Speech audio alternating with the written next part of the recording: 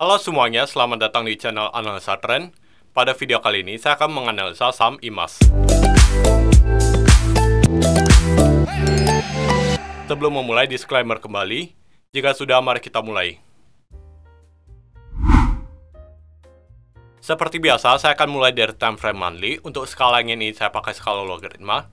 Kita mulai cek kondisi pertama, yaitu dengan Ichimoku. Di sini kita bisa lihat harga berada di bawah Kumo monthly, yang artinya harga masih masuk ke dalam tren bearish yang sedang terkoreksi ke atas. Next, kita zoom di time frame weekly. Kalau di weekly, kita bisa lihat harga ini berada di dalam Kumo weekly, yang artinya secara jangka menengah ini masih dalam tren yang sideways. Oke. Nah, next kita zoom di time frame daily. Kalau daily, kita bisa lihat harga ini di atas Kumo daily, tapi kalau kita lihat lebih detail, di sini ada resisten yang masih belum di breakout oleh IMAS sendiri. Nah, sehingga selama harga ini belum bisa melakukan breakout di area 990, tren jangka menengah ini masih cenderung lebih ke sideways daripada bullish trend. Oke. Selanjutnya kita mau cek gimana sih fundamental dari IMAS sendiri. Hal pertama yang harus kita cek yaitu ekuitas atau nilai bukunya sendiri. Nah, kita akan zoom out. Di sini kita bisa lihat nih, dari ekuitas atau nilai bukunya sendiri, kita bisa lihat ini flat, naik, dan flat lagi. Nah, kalau kayak gini kondisinya, kita mending kita fokus ke beberapa tahun terakhir. Nah, kalau kita lihat di beberapa tahun terakhir ya, nah, IMAS mengalami penurunan dari segi ekuitas. Nah, dia mengalami penurunan dari segi ekuitas. Kenapa dia bisa mengalami penurunan? Karena kalau kita lihat nih di EPS-nya, kalau saya kasih koordinat 0, di beberapa tahun sebelumnya ini sempat sering negatif, apalagi pas 2020-2021. Nah, cuma ini kan masih laporan per per tahun kan. Kita mau cek nih laporan per quarternya kayak gimana. Nah, kalau per quarter kita lihat nih, nilai buku di beberapa quarter terakhir ini udah mendingan, alias nilai bukunya udah mulai naik. Nah, kita lihat secara EPS-nya kayak gimana kalau saya kasih koordinat 0. Nah, walaupun 2020 dan 2021 ini sempat negatif, tapi kalau kita lihat nih, EPS di beberapa quarter terakhir ini positif, yang artinya kalau misalnya IMAS ini memiliki EPS yang positif, artinya mungkin IMAS ini udah balik ke kondisi sebelum COVID terjadi. Nah, kalau kita asumsi ya, IMAS ini bisa rata, maksudnya bisa stabil di EPS per quarternya sama dengan 23. Maka kita tinggal hitung 23 kali 4 kali 10. Ini adalah harga wajar menurut EPS-nya, atau di 920. Kita tandai ya, secara fundamental 920.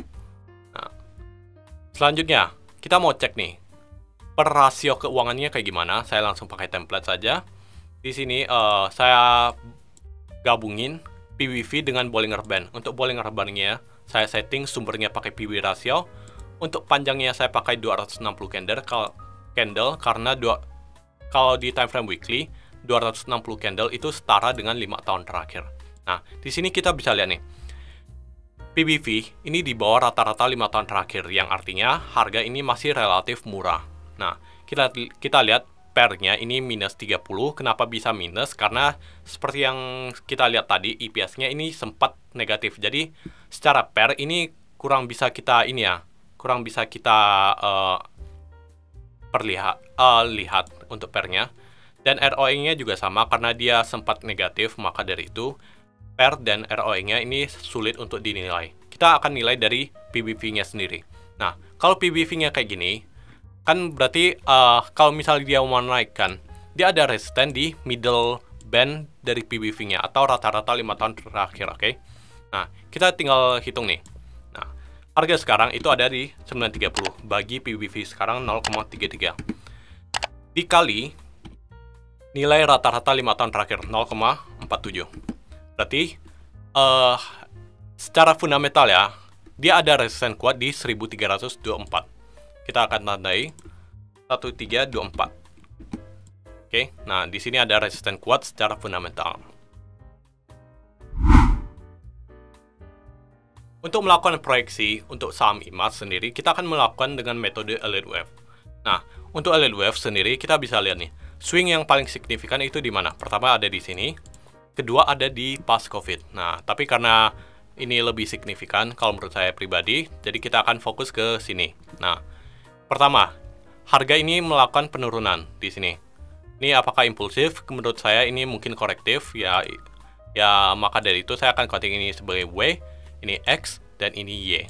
Nah, terus kalau kita lihat ya kenaikan pas COVID ini, kalau kita zoom di weekly, ini adalah 3 wave. Maka dari itu, saya nggak akan counting ini sebagai WXY saja. Saya akan counting ini lebih ke WXYXZ. Di mana ini adalah wave W, X, Y, X, dan sekarang adalah wave Z. Nah, kita zoom di time frame weekly. Nah, jadi kalau kayak gini kondisinya, kita fokusnya ke penurunan sejak Desember 2020. Nah, ingat wave Z itu adalah koreksi wave, atau di dalamnya ada 3 gerakan. Nah, kalau kita lihat ya, ditambah dengan momentum. Nah, kita lihat nih. Pertama, saya akan tarik swing yang kelihatan jelas. Nah, terus naik. Dah. Kalau kita lihat di ini ya, di time frame weekly, ini sebenarnya satu swing nih. Penurunan sejak Desember 2020 sampai di kurang lebih di sini Januari 2022. Ini kurang lebih satu swing, oke?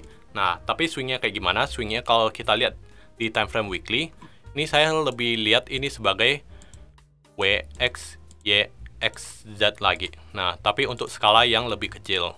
Nah, habis itu, maka dari itu saya akan langsung abaikan, saya akan langsung anggap ini sebagai satu swing.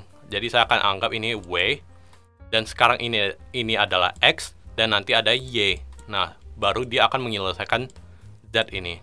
Nah, jadi kalau saya perbaiki ya. Nah, kondisinya akan menjadi kayak gini. Jadi dia masih ada kemungkinan untuk naik, baru akan turun menyelesaikan Z-nya sendiri. Ini adalah proyeksi secara elite wave-nya. Untuk mencari suatu target kenaikan, kita akan menggunakan Fibonacci. Yang pertama kali kita gunakan yaitu Fibonacci retracement dari sini ke bawah sini. Oke. Nah, dan kalau kita lihat ya, apakah ada penarikan Fibonacci lainnya? Mungkin ada, tapi pakai time frame yang lebih kecil. Nah, sebelum itu saya akan zoom out lagi di time frame monthly. Kita lihat nih, di time frame monthly, area sini, ini adalah area dari resistance di Kumo monthly. Oke. Kebetulan areanya adalah di area 0,618 dan 0,78 di Fibonacci retracement yang kita tarik.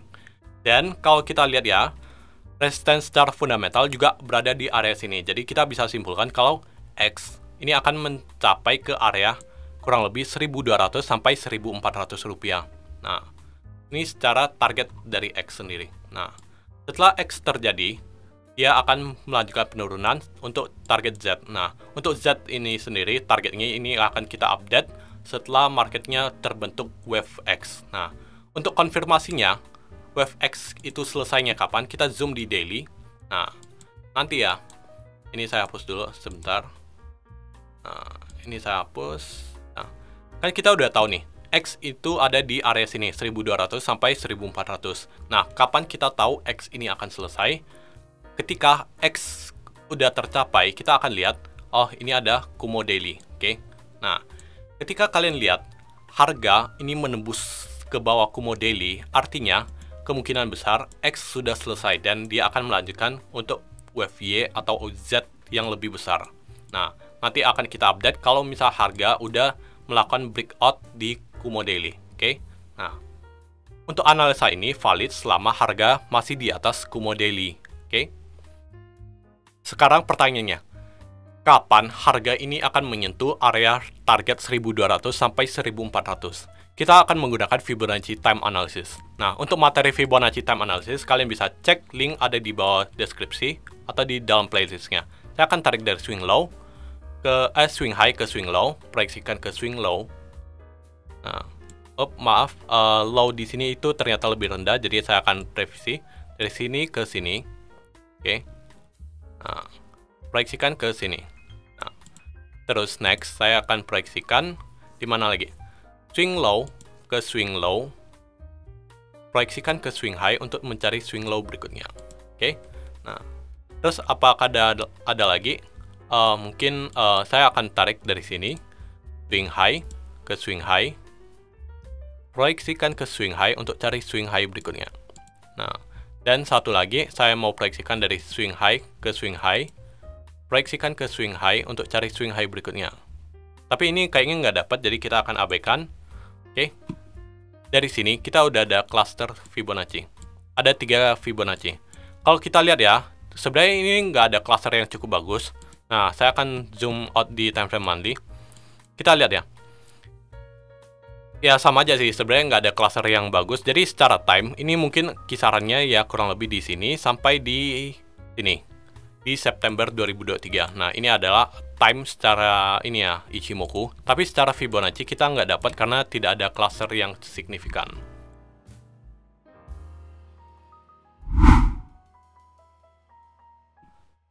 Jadi untuk kesimpulannya, secara keseluruhan, jangka panjang emas ini masih masuk ke dalam trend bearish. Dimana kalau kita zoom di time frame weekly, kita akan lihat harga ini membentuk WXY, dimana X ini memiliki target area 1400 sampai 1200 sampai 1400. Nah, target X ini sudah tercapai atau terkonfirmasi selesai kalau harga melakukan breakout ke Kumo Daily-nya. Nah, jadi selama harga masih di atas Kumo Daily, X ini masih ada kemungkinan untuk naik dan menyentuh target. Oke? Nah, secara fundamental gimana? Kalau kita lihat di beberapa kuartal terakhir, nilai bukunya sendiri ini mengalami peningkatan, yang artinya secara kinerja beberapa kuartal terakhir ini cukup oke. Ditambah lagi kalau kita lihat EPS-nya yang mengalami peningkatan yang dari awalnya pas COVID ini negatif, beberapa kuartal terakhir ini mengalami mendapatkan pendapatan yang positif. Nah, kalau misalnya emas ini masih bisa stabil meningkatkan pendapatan atau minimal stabil lah pendapatannya, maka emas ini masih akan melanjutkan kenaikan yang didukung secara fundamental jangka pendeknya. Nah, target secara rata-rata nilai bukunya itu juga ada di area cluster yang kita dapat, yaitu ada di 1325. Nah, sekian untuk analisa emas, semoga bisa membantu. Disclaimer kembali, silakan dikoreksi jika ada yang salah. Sekian dan terima kasih.